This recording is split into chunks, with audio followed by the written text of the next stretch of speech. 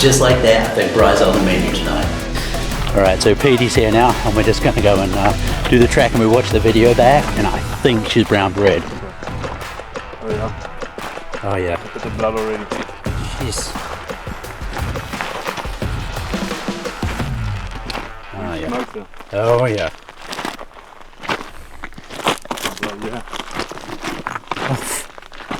Oh man, yeah, even down here, look Petey. Oh yeah, there as well. Perfect shot. She did maybe 120 yards, maybe. Yeah, she was amped up. Yeah. Oh wow, look at the blood down here, Pete. You probably have seen it a million times, but yeah. Oh, these. It's a perfect long shot, man. And this is good meat. Look at it. Yeah. Crazy. Well done. Thank you. So now that we've got this perfect old Impala doe, it's time to take her to the skinning shed and process her to get the meat out. This next part, this is your warning, it does contain people cutting the animal up, and this is purely for educational purposes so you can see how it's done in Africa.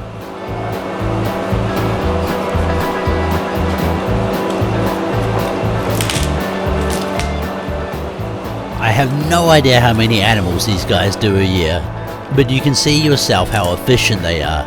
Every cut is precise, and it doesn't take them long to get the Impala on the hooks.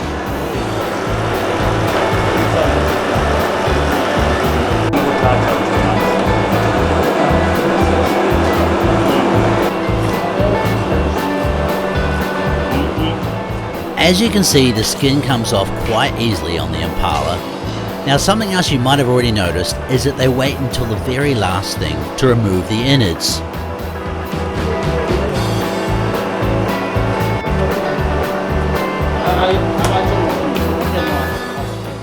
Then the animal starts to get tidied up. All the excess blood from the shot gets scraped off, and then something that could be a little controversial to some countries is that they wash the meat down.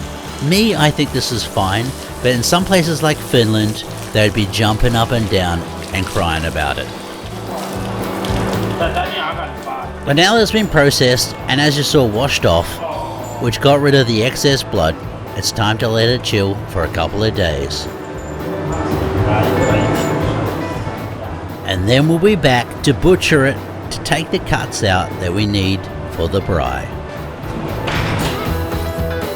So it's been a couple of days since you saw us hanging up and all the skin is done. This is Stanley. You might have seen him in some of our other videos. He's the owner of Stanley and Peter Safaris.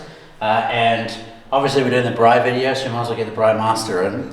And we just want to talk about like what cuts you use and stuff for the braai. Like, obviously we do different things in Europe and New Zealand and things like that, so it'll be interesting to see if there's similarities and things like that. No, so obviously the prime cuts is the inside tenderloins here, and then the back straps in the back, which is your best cuts on it. We'll use the whole animal. I mean, this back leg goes into the pies and jerky, biltong, dry sausage, all that. Perfect. I think for tonight for the braai, we're going to do some tenderloins and some back straps in the cool. fire. Yeah, that'll be nice. That'll be cool. So we need to whip these out quickly, and then we're going to go to the kitchen and look at the spices and stuff and the preparation and things for that. And even like the braai, is the fire called the braai, or is it the whole thing? The whole thing. Putting cooking meat on the fire. Yes. It's called the braai. Okay. Okay.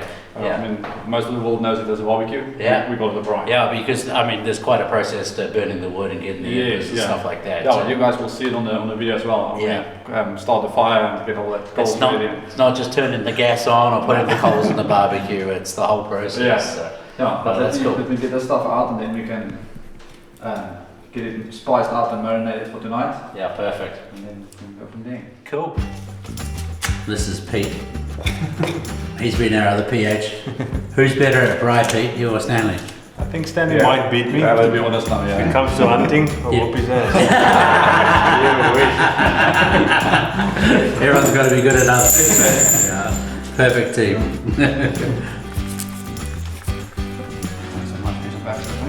Really nice.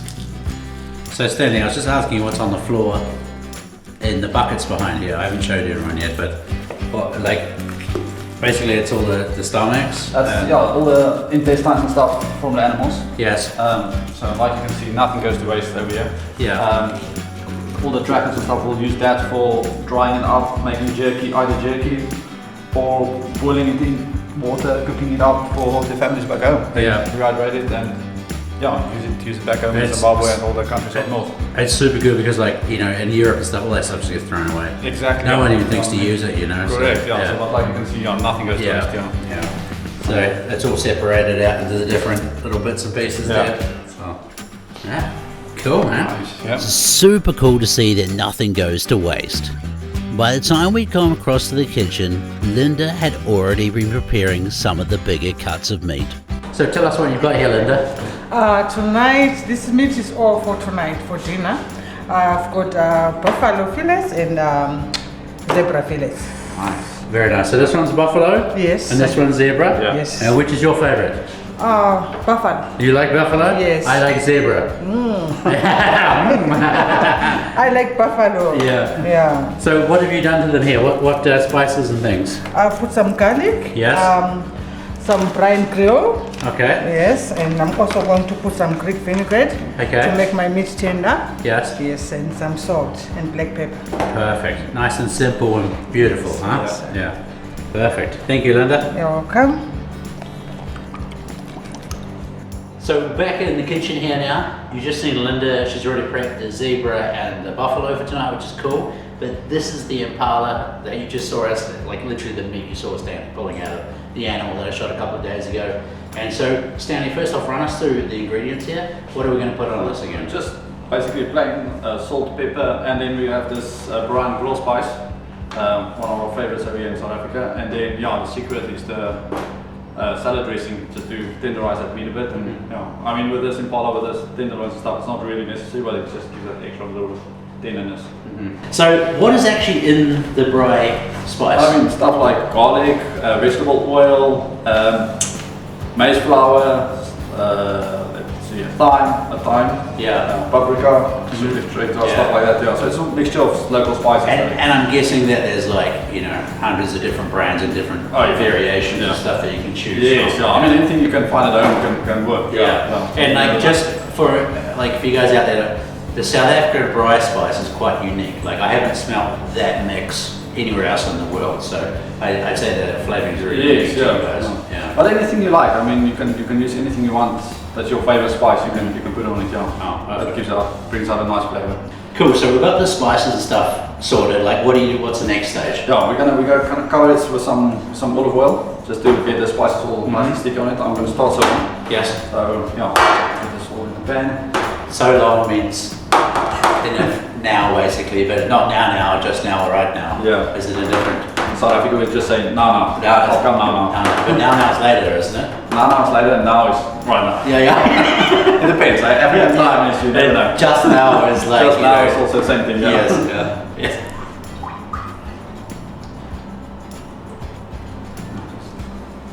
Sprinkle it with some very nice. olive oil, roll that nicely. Very nice. And then we can just do the salt and pepper and the spices. Look at that. Looks good, huh? Nice.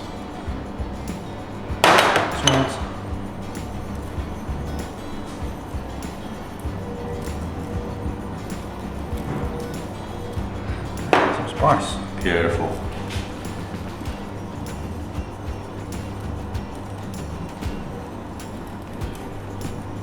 Now we'll flip them around and do the same on the other side. Yeah, roll it, spice it up, mix it in a bit if you want to. And then make sure it goes all the places. Now, obviously, we're kind of doing this on a little bit of a time frame, but like, do you usually leave it overnight or something? Yeah, if you can, not overnight, that's a bit long, especially with the salad dressing. Yes. So a couple of hours, 4 or 5 hours, that's enough for, Okay, perfect. That's for cool. the salad dressing. Otherwise it breaks it down too much. And Yeah. It's like, just not a nice texture. Yeah, that's interesting. So then, afterwards we just cover it up with some. Because I think that's what puts a lot of people off about marinating. Is, I forgot to do it the night before or something. But that's good if only 4 hours is enough. Drowning.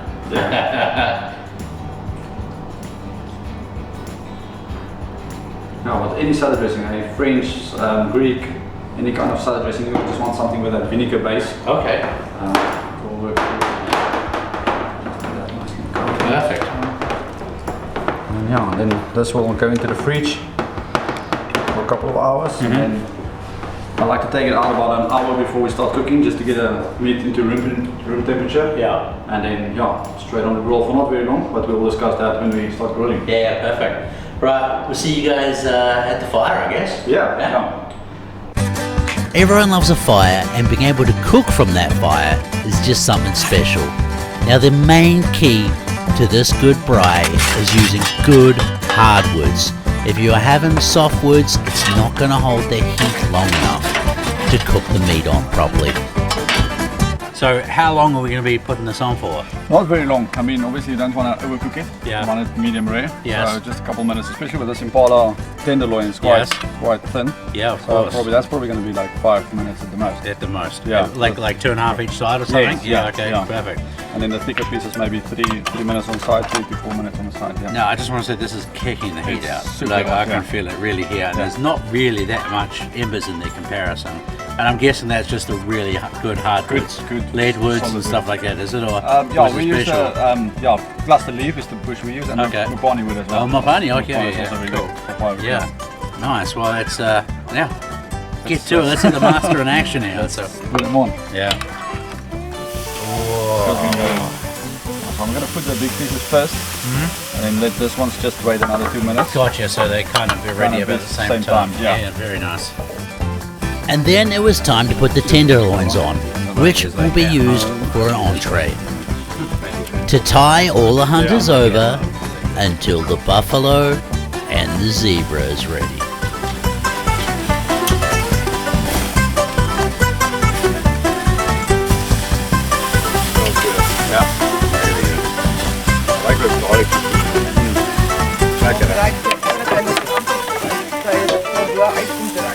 As you can see on the video now, we added some potatoes as well.